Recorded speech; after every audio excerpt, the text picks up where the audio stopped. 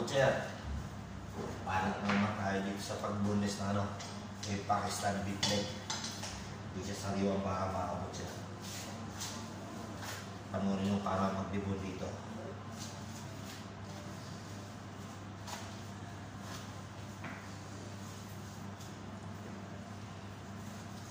Yan. Trim lang natin ito muna. Tapos tanggalin yung tenderloin niya mga kabutser.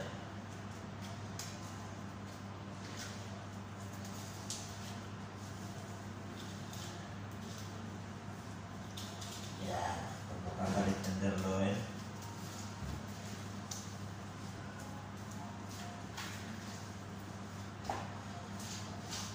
Tenderloin mga kabutser. Tanggalin natin yung tibon niya.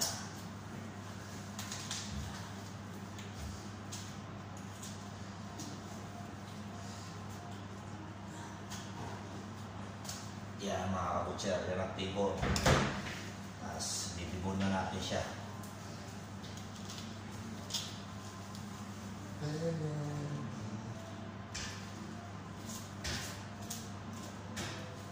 Linis. Linisin muna natin ng konti. Ayan. Kunting stick tayo mga kabutser. Hasan kita deh, Hasan. Hasan, tamat. Maci. Maci jauh deh kau, udah. Yan, ganyan na yan mga kabutser. Tingnan nyo. Tanggalin natin itong tinatawag na appendix mo.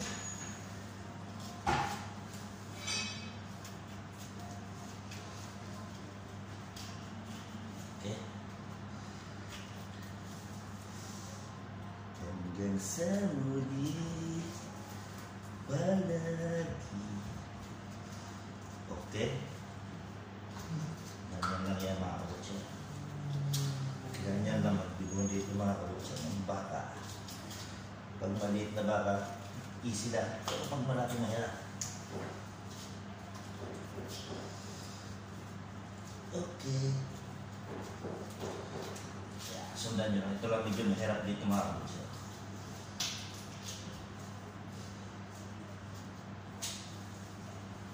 Bilis lang po mga kabutser pag sanay ka, pag lalo pag araw-araw ng trabaho. Paka-easy lang. Yeah.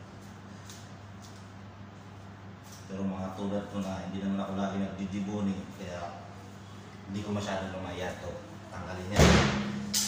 Tapos sunod natin itong bone marrow.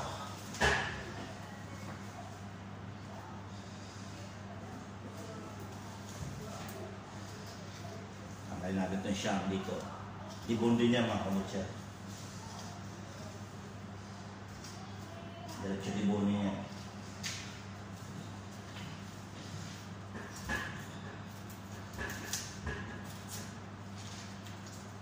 Dibon lahat dito mga kabutser.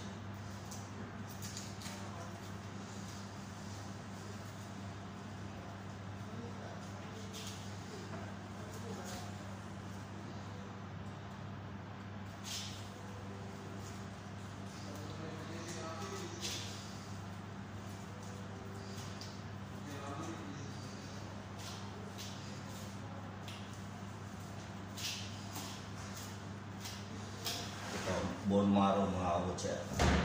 Tanggalin din natin yung gitna ng bone marrow. Ano ko yun? Pari puro dibon lahat yan mga kabutser.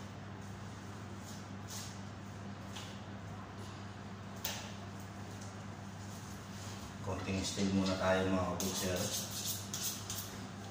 Ito totally dibon ko lang ito mga kabutser. Wala yung by parts na tatanggalin yung top side dyan.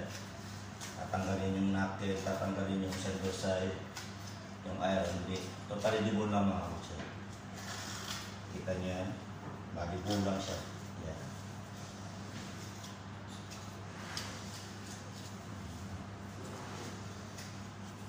Yan. Uy, parang dibon. Magas.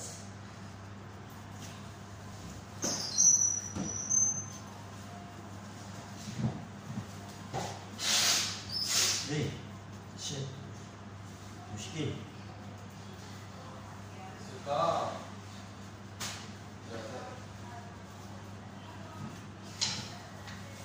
Yan.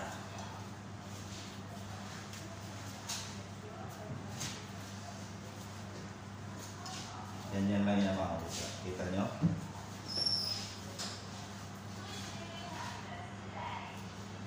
Yan ang bone marrow sa gitna. Bali ito yung kabuuan ng isang leg niya ngayon. Yan. Yan. Hanggang dito na lang mga kabutsa. Sana may natutunan kayo. Okay?